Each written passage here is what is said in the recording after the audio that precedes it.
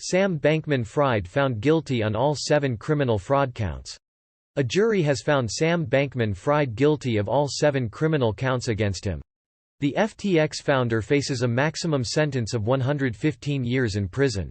Bankman-Fried, the 31-year-old son of 2 Stanford legal scholars and graduate of Massachusetts Institute of Technology, was convicted of wire fraud and conspiracy to commit wire fraud against FTX customers and against Alameda research lenders, conspiracy to commit securities fraud and conspiracy to commit commodities fraud against FTX investors, and conspiracy to commit money laundering.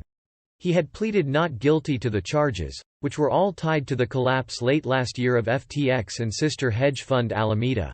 Sam Bankman-Fried perpetrated one of the biggest financial frauds in American history. Damian Williams, U.S. Attorney for the Southern District of New York, said in a briefing after the verdicts were read, "While the cryptocurrency industry might be new and the players like Sam Bankman-Fried might be new, this kind of corruption is as old as time.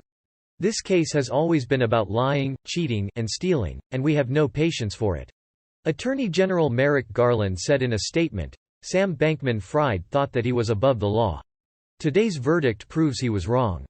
This case should send a clear message to anyone who tries to hide their crimes behind a shiny new thing they claim no one else is smart enough to understand. The Justice Department will hold you accountable."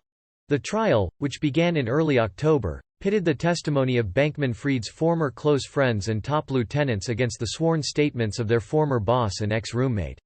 The jury returned a swift verdict after receiving the case at around 3:15 p.m. on Thursday and breaking for dinner at around 6 p.m. At 7:37 p.m., the attorneys began to rush back into the courtroom, and the clerk said, "The jury has reached a verdict." A minute later, the jury was back in the room. Bankman-Fried's parents were visibly nervous entering the courtroom. They sat in the second pew, and took turns putting their arms around each other. When the defendant, wearing a purple tie and a black suit, returned to the table with his attorneys, he leaned back in his chair. He didn't flinch and stared straight ahead.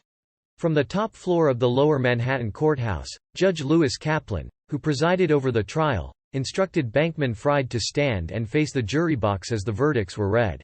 The only 2 people standing were the forewoman and the defendant. By 7:47 p.m., all counts had been read. Bankman-Fried remained stoic. He didn't cry.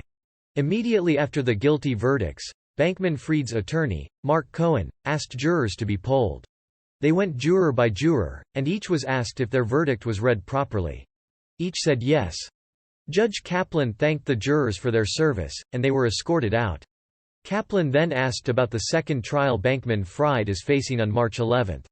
The government has until February 1 to let the court know if it plans to still proceed. The sentencing date is March 28 at 9:30 a.m. At around 8:02 p.m., Bankman-Fried began to walk to a side room. His parents were standing at the front of the center aisle, waiting for their son.